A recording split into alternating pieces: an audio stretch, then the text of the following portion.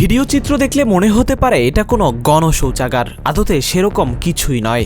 বাংলাদেশ আওয়ামী লীগের কেন্দ্রীয় কার্যালয়ের হালচিত্র এটি। শুধু তাই নয়, এক সময়কার বিলাসবহুল আলিশান এই অফিসের উপরের কামরায় অনৈতিক কর্মকাণ্ড চালানোর অভিযোগও পাওয়া গেছে। গুলিস্তান বঙ্গবন্ধু অ্যাভিনিউর বাংলাদেশ আওয়ামী লীগের কেন্দ্রীয় কার্যালয়ে একসময় শেখ হাসিনা সহ অফিস করতেন দলটির বাঘা বাঘা সব নেতারা।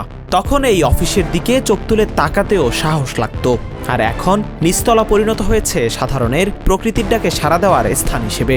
আর উপরের তলায় অনেকটা অবাধে চলছে অনৈতিক কার্যকলাপ, যদিও এ বিষয়ে কেউ মুখ খুলতে রাজি হননি।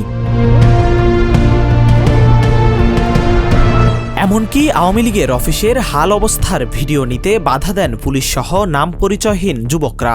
পুলিশ বলছে ঊর্ধ্বতন কর্তৃপক্ষের অনুমতি ছাড়া ভিডিও করা যাবে না।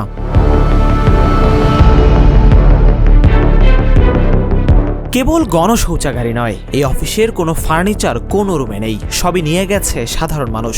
নেই কোনো টাইলসও, যার যার ইচ্ছে মতো ভেঙে তুলে নিয়ে গেছে যা নেওয়া যায়।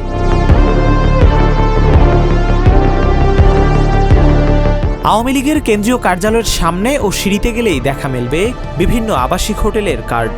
এছাড়াও মাদক সেবনের নানা সরঞ্জামও ছড়িয়ে ছিটিয়ে আছে ফ্লোরে। অন্ধকার নেমে আসার সঙ্গে সঙ্গেই এই ভবন আরও ভয়ঙ্কর রূপ ধারণ করে বলে জানান নাম প্রকাশে অনিচ্ছুক এখানকার ফুটপাত ব্যবসায়ীরা। তারা জানান রাতের আধারে নানা ধরনের অপরাধ করে এখানেই ঘাপটি মেরে থাকে অপরাধীরা। কেউ কেউ অভিযোগ করেন এই ভবনের সপ্তম তলায় একটি রুমের মতো বানানো হয়েছে, যেখানে চলে অনৈতিক ও অসামাজিক কর্ম। ভবনের একটি রুমে দেখা যায় সাটিয়ে দেয়া হয়েছে বেগম খালেদা জিয়ার ছবিও। আর এসব দৃশ্য ধারণ করতে গেলে বাধার মুখে পড়তে হয় নাগরিক টিভির প্রতিবেদককে।